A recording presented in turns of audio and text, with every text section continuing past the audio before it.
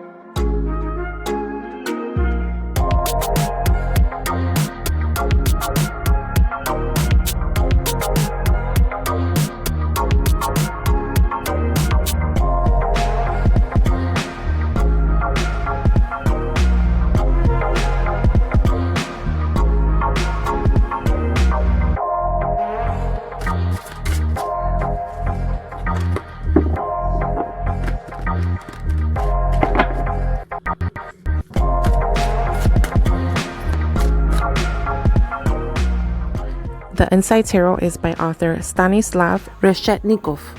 Hopefully, respectively, I am saying that correctly. He was born and raised in Moscow, Russia. Stanislav started in pharmacology and pharmaceutical, but many years later he transitioned to psychology, specifically something known as Jungian analysis, which, side note, essentially it is therapy and healing for the mental health. Much like the majority of tarot, these are based off 78 cards, but sometimes the author will add an extra card if you by mistake lose one or one gets destroyed. Very rarely happens, but it does happen, and sometimes authors like to add an additional card to add a bit of a uniqueness to keep that style, or to add a bit of their style. That being said, in the Major Arcana, there is a white card. It's this one right here. In the Guidebook, it represents an acronym without a number and a picture. The author says, quote,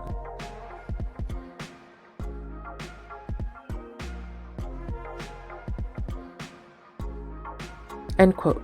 This deck, I wouldn't consider it necessarily to be a pip deck. A pip deck is where the minor arcana are without background pictures. Although here are some where the minor arcana have details to help explain a bit of each card. It reminds me a bit of the tarot tattoo. I have a video on that one as well if you like to check that one out. That one has slight details as well. While those cards are more edgy, these are simple and sleek.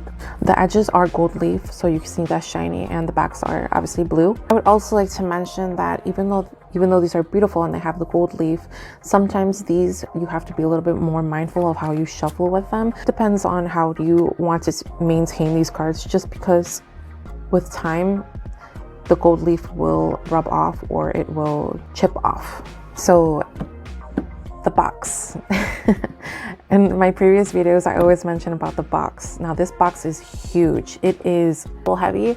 So with the tarot and the guidebook, which I'll be getting that into a little bit, it's pretty heavy. Sometimes with these boxes, what I like to do is if they're big enough, I would refurbish it, and that way I don't feel like I'm just throwing out the cardboard box, you know. Now the guidebook. This is the guidebook. The guidebook is quite hefty.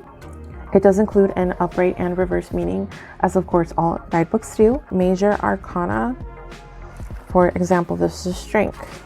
It does include a bunch of summaries for what strength would mean, and of course the upright and the reverse position.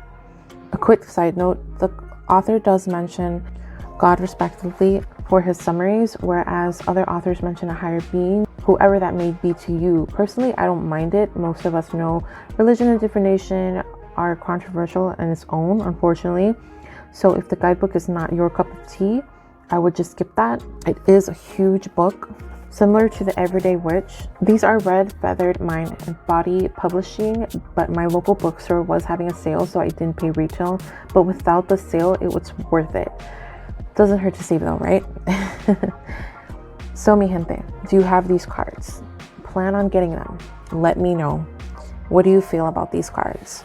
I find them to be very stunning and beautiful. So that is all, mi gente. Hope you like this video. Please give it a thumbs up. Please like and share, subscribe. Yeah, I appreciate the feedback. Thank you very much, mi gente. And until next time, bye.